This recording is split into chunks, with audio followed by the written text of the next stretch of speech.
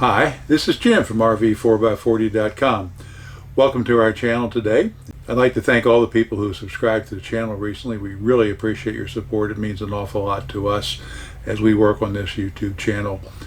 So today we thought we'd talk about some of the likes and dislikes we've had as we've been full-time in the motorhome.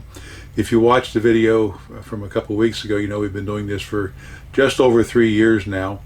And we've learned an awful lot about doing it and learned an awful lot about ourselves, I think, in the process of doing this. And hi, I'm Chris, and I'm wondering if some of you may not know why our channel is called RV 4x40. Our motor coach is a 40-foot, and we are two people with two fur babies, as they often call them. And we had them before we started traveling. And of course they're part of the family, so we're happy to have them with us.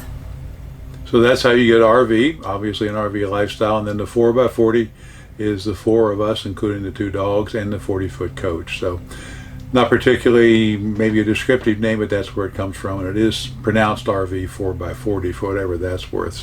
Well, in our case, a large part of why we're able to pursue this lifestyle is that we were both retired, and we both had careers that really didn't allow themselves, and the technology wasn't there, of course, when we first started working, to work remotely and do some of those kind of things. We both had careers that required us to be in the operation we were working with at least part of the time. I did travel extensively as part of the job, and then Chris did a lot of local travel as part of her job. So we really were tied down to locations once we had those career paths going. But as we aged and got to the point we could afford to retire, we did so. And prior to that, we had looked at very seriously, do we want to keep sticks and bricks home? As we mentioned the last time in the video, we had a fairly large piece of property and decided it was really more care and more upkeep than we wanted to do. We just didn't want to be tied down to that kind of property. And so we started exploring going full-time in a motorhome. And that was ultimately the decision we made once all the retirement plans were in place and we moved out. In our particular case, I still do some consulting work for the company I used to work for, so I still have a few work requirements once in a while when they have a project for me to work on. So we do have a need for connectivity, like a lot of people do. Others that are not retired but are still working obviously can pursue this lifestyle with the technology they have, as long as they have a career path that lets them make the income they need without being physically in a location. And there are other channels that will describe that in more detail for folks that are younger that are still actively working and have the requirements to be connected while they're on the road. So one of the questions we always get is, well, do you like being full-time in your RV? And my first response is always, I love being able to basically make my home in the community where my daughters live. They don't live in the same area, so one of them is in Indiana and one of them is in Texas. So I'm able to spend, a couple months or however long we want to near one daughter, and the same with the other daughter. And you can't beat that when they're far away, and you're still sleeping in your own bed, and you have all your belongings with you. So that's always my first plus for traveling in our RV and being full-time. Yeah, it's especially important to us. We have 5 grandchildren between the two families. So it's great to be part of their lives and be there for a little more extended period. If we were home based in one location or the other, it would mean we'd spend a lot of time with that family, and then it would be travel time to go see the other one, and that just gets to be a fairly expensive proposition. Not that it's necessarily all that cheap living in an RV. You do have expenses there as well, but you're not tied down to being in one location. And when you move, you take your entire wardrobe. You're sleeping in your own bed every night, along the way, along the road, whatever. And so as we travel around, I've learned that we don't call the RV anymore. We actually talk about going home. If we're out somewhere, say, well, it's time to go home, not time to go back to the RV. So it truly has become our home on wheels as we've learned how to live with it and learned how to get things done. So I have to agree with Chris. The thing that we probably like the most is the ability to be different places at different times. I'm probably one that's more the travel bug because I enjoy both families, and I enjoy being with the families, the grandkids, as well as our own children and the in-laws. So that's a great part of it, but I also like going to see new places. So we have been able so far to hit 39 of the 49 states you can drive to, and we're going to hit the other 10 this fall. That's part of our fall plans. We'll be going up through New England and down the East Coast to kind of round out those states, and then eventually back to Texas. We will typically spend the winter months in Texas for some obvious reasons. It's much warmer and a lot less snow than Indiana is going to get. And then in the springtime, we'll head up into Indiana for that part of the year, and then travel part of the year. And as we travel around, we'll get back to both places before the year is over. So that's our typical lifestyle. This year in particular, we'll be spending the Thanksgiving week in Indiana with that family and celebrate that part of the general holiday season at the end of the year.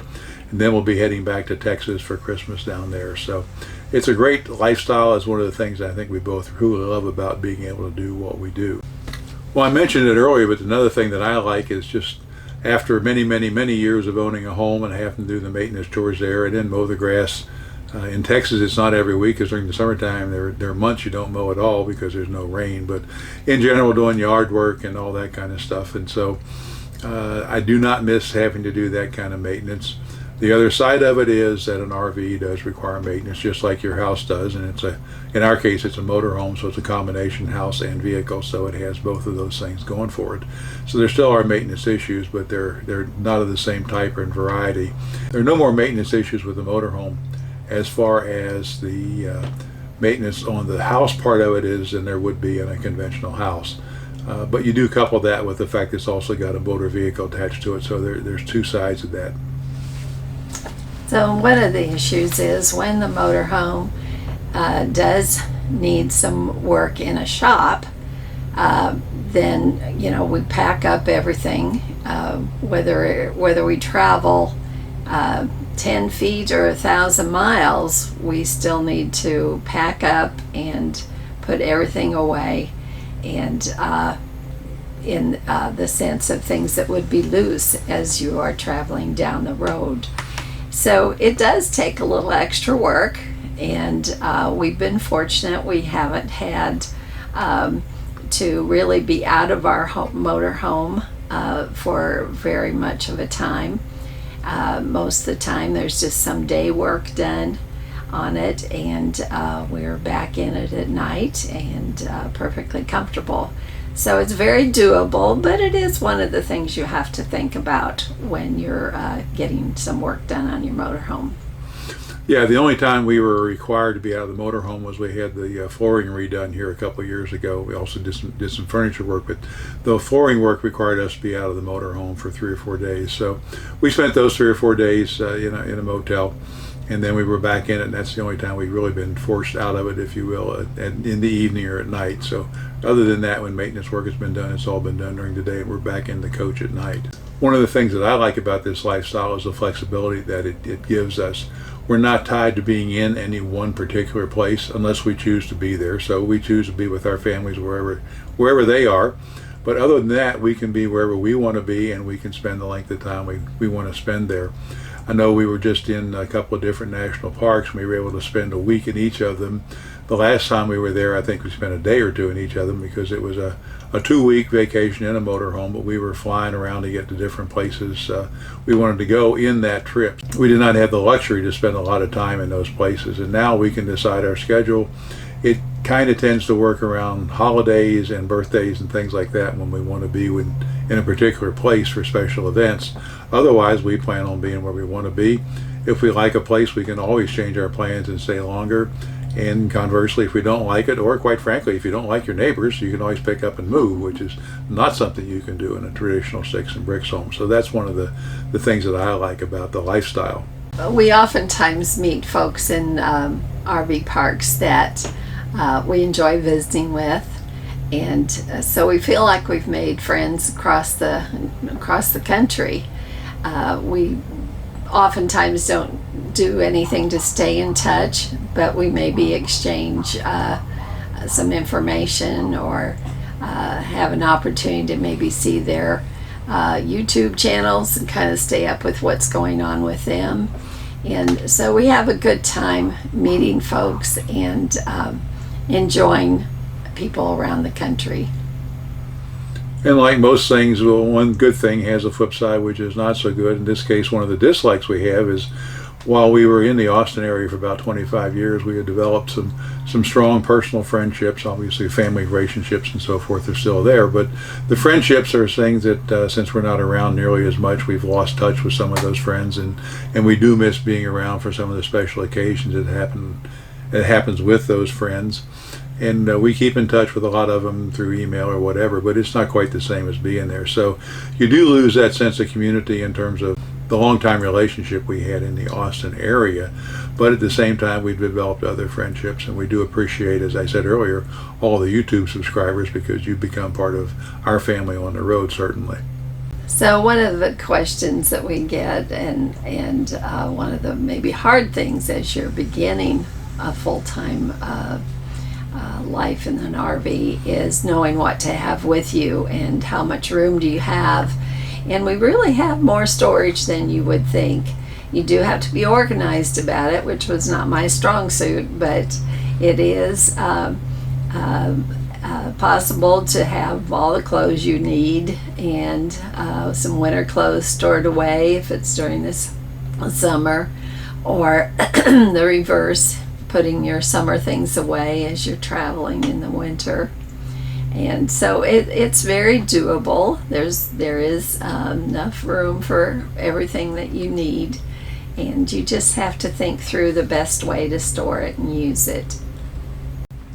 Storage is an area which gets a lot of attention in YouTube channels and other places, and how you do it and how you optimize it.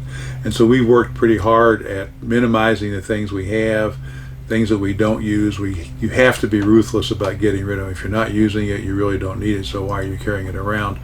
I always had a reasonably large workshop, and so one of my challenges in going into the motorhome was trying to pare down a collection of about 45 or 50 years of tools and power tools and hand tools and all kinds of stuff like that. So I really had to get it down to what I actually need. I probably still may have more than I absolutely totally need, but I find that I do use a lot of it on a regular basis as I work on various projects. So that is one of the challenges, and there are ways to store things in your RV, and you probably have a lot more room than you think about if you get creative and think in 3D instead of 2D for how to store stuff. But that may be the topic for a whole other video as we go along.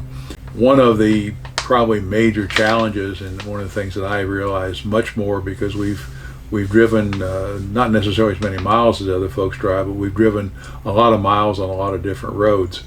And America's infrastructure is truly crumbling around us. The interstate highway system in many, many cases is near to undrivable. There's one stretch of an interstate between Texas and Indiana that the maximum speed I feel is safe on is about 35 miles an hour because of the rough conditions of the road.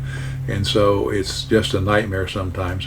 Then there are other sections, and there is a lot of rebuilding going on. There are sections that are fairly new, have been rebuilt and brought up to more modern standards. So it's a highly mixed bag at this point, but it is a concern. You can feel it knocking the RV around, and you know it's not good on motor vehicles that drive on it every day. So it is a major concern. One of the kind of worst conditions we found, it was on the Alaska trip from a couple of years ago, and we were on a road where there was construction going, and it wasn't very clearly marked, but there was basically what felt like a 6-foot drop at the end of a section of road. It was probably more like 6 or 8 inches, but it was a huge just drop off of the road surface, and so it was a big jostle for the RV. And that evening when we stopped and went back and looked at the closet, I think every single hanger in both closets in the rear had been knocked off of the hanger. The jolt was so bad, and all the clothes and the hangers are all in a big mess on the floor of the closet. So that took a little bit of time just to hang things back up, and that's probably the worst bump we've seen in our travels. But there are a lot of things that go on that are just not particularly good. That's one of my particular dislikes about roads as we travel around.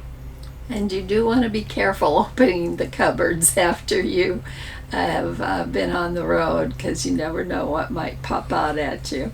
Yeah, you learn real quick to open like the medicine cabinet, mirror door kind of thing, very, very carefully, because there may well be some bottle or box or whatever that's knocked loose and is going to come coming out.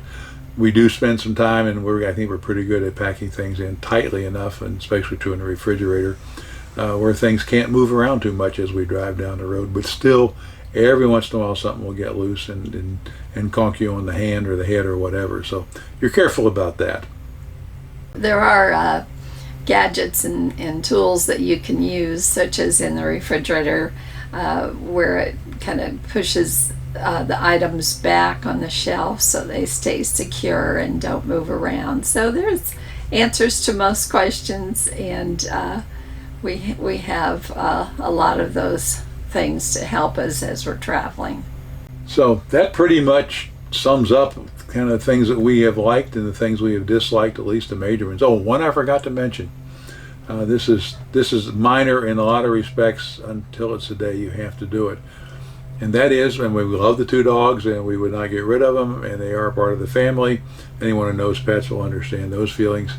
But at the same time, we don't have a backyard. We don't have any kind of a fenced place to just open the door and let the dogs out when it's raining or snowing occasionally, when we're unlucky to stay around someplace and it snows. So when the dogs need to go out, and they can be pretty insistent about this, someone has to dress up with whatever the weather conditions are, so you can take the dogs out on a leash so they can walk around and do their business. So minor, and it's a voluntary thing that we choose to do, but it's still one of the things I miss about a house in the backyard is just open the door and say, hey Fluffy, go on out and do your thing and then come back. So that is something that has to be dealt with. Other than that, I think we've covered probably the highlights of what we like and what we don't like about this lifestyle. You have anything you want to add, Chris? No, I think I have pretty much commented on it. We really, for the most part, enjoy our travels, and the benefits far outweigh the difficulties that you eventually are able to overcome or adjust to. And one final question that a lot of people will ask us, besides do you like what you're doing, that's probably the most common question we get. The most common comment we get is, gee, that's something I'd like to do someday. But the other question we will get is, how long do you plan on doing this? And the honest answer to that is, we really don't know. We've talked about the fact that probably both of us at some point might want to get back into a more settled situation, not with a lot of property, but with a house and a home that's our own, and more stable kind of situation in terms of being involved in the community and with friends and so forth and so on. It does mean giving up the opportunity to be in both places where our kids are easily, so that's something that we have to deal with. But at some point we may want to do that, but right now we have no particular plans as to when that might occur. I mentioned earlier this fall we're heading up into a tour of New England and the northeastern states, so we can kind of check all those off and be in that part of the country as part of this adventure. And then after that we'll get back into the fall and the winter and do those plans, and then we'll look at where we want to go and believe it or not, 2020. So I want to thank each of you for subscribing to the channel if you subscribed. If not, please consider subscribing. That does help us out on the YouTube numbers. And so if you would like to do that, there's a little red subscribe button down below. And once you're subscribed, there's a bell icon if you'd like to be notified when we post new videos. If you click on the bell icon, you'll get an email from YouTube when we post something new. We try to post these on Thursday evenings, so that doesn't always happen with travel schedule, but that's our normal day of the week to post our new YouTube videos. In the meantime, hope you'll join us on the highways and byways of America as we travel around. And remember, as I always tell folks, keep her between the ditches as you drive.